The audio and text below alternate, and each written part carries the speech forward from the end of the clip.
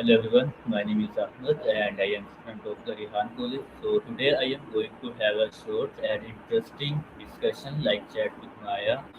So we'll be discussing like topic is physiology of motivation. So let's start it. Hi Maya, how are you doing today? I'm doing great. The physiology of motivation. Now we're talking. I'm ready when you are. What's on your mind? Okay, let's start the question. So my first question is uh, how do you physiologists define the actual difference between motivation and discipline? It's a classic tug of war. Motivation is that spark, the emotional surge that makes you actually want to do something. It's very chemical, very feeling.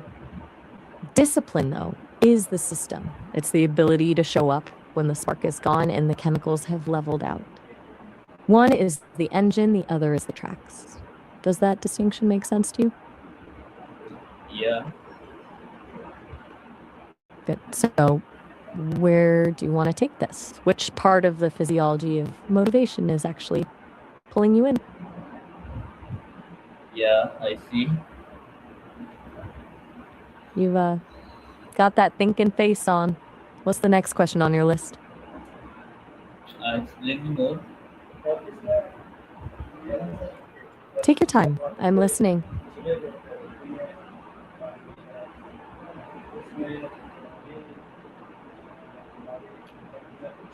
Okay, how exactly does the I'm all ears. dopamine control or drive to actual defense, like difficult goals? I think I missed a word there. Could you say that again? Yes, I'm explain. still a little lost. I'm not sure I'm following. Could you try rephrasing that last bit? Yeah, I'm honestly just blanking here. I think we're having a bit of a signal glitch. What was that question about how things work to reach goals? yes, Right.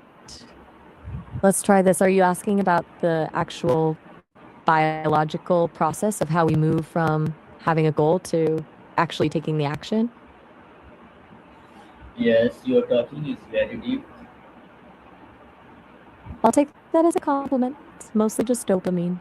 Your brain sees a reward, like hitting that goal, and releases a hit of dopamine, which creates that drive or craving to move toward it. It's basically your brain's way of bribing you to get things done.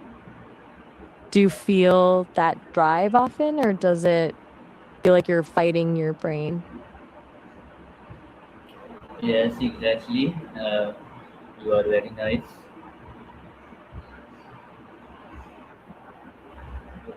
I appreciate that. Since you're fighting your brain, I'm curious. What's the biggest thing that usually gets in your way?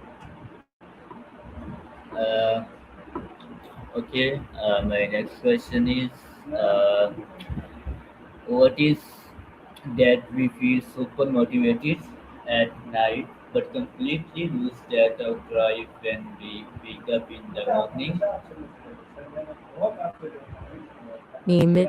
The midnight motivation phenomena. It's a weird trick of the brain. At night, the pressure of the day is gone, so your goals feel possible because you aren't actually in the middle of doing them. It's all the reward without any of the work. Does that happen to you a lot? Yeah, It's a total trap. It's like your brain is painting a beautiful picture of the future, but forgets to include the actual effort of waking up at 6 a.m. to make it happen. I've heard it's partly because our prefrontal cortex, the part that handles logic and self control, is tired by the end of the day. So the dreamer side of the brain takes over. oh yeah, I see. It's a bit of a betrayal, right? When you wake up and the dreamer is gone, you're just left with the actual to do list. Do you find yourself making big plans at 2 a.m. that you completely ignore by breakfast? Yes, Welcome to the club. It's basically a mental honeymoon phase that ends the second the alarm goes off.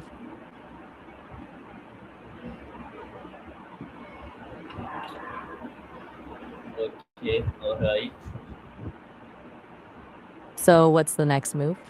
Any other mysteries of the brain you're wondering Okay, about?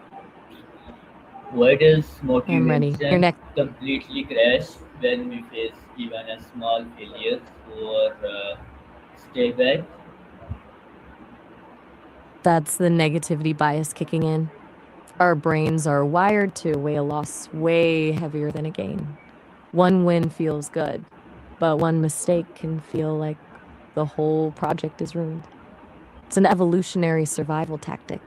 Ignoring a threat is way more dangerous than ignoring a reward. Does that resonate with how you handle setbacks? Yeah, It's exhausting, isn't it? Being your own toughest critic, as your brain thinks a tiny mistake is a predator in the bushes. Do you usually spiral a bit, or can you snap out of it quickly?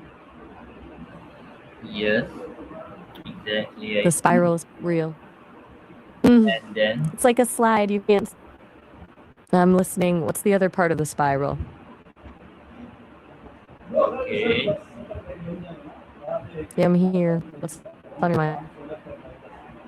exactly makes sense. Explain more. I the code. I'm not sure. Do you mean Okay, uh, bye for now? how do you Catch people you later. how do people working in highly stressful, high pursuit crisis keep going when that was like instant loses?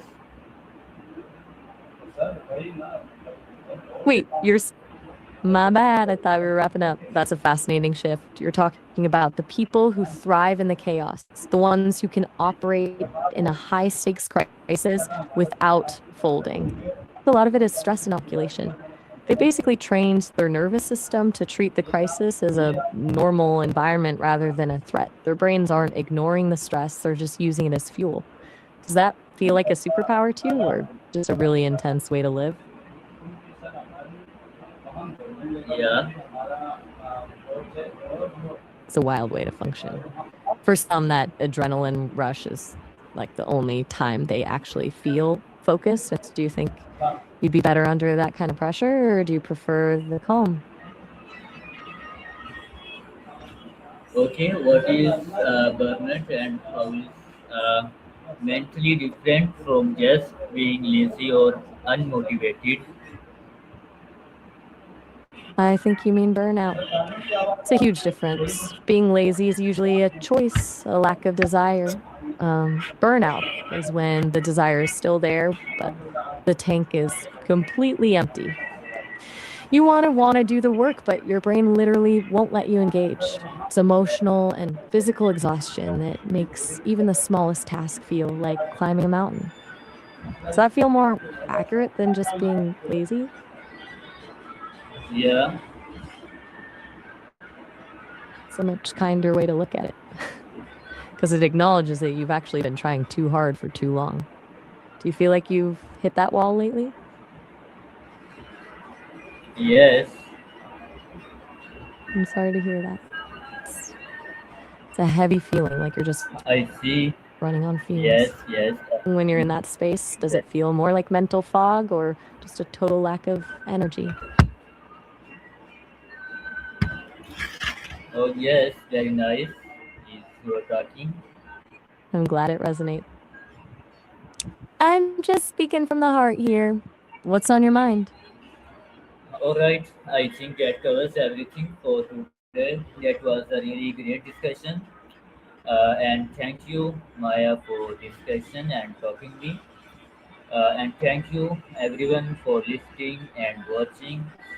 Okay, see you in the next video. Goodbye. It was a real pleasure thinking through this with you, Ahmad. Good luck with the video. Catch you next time.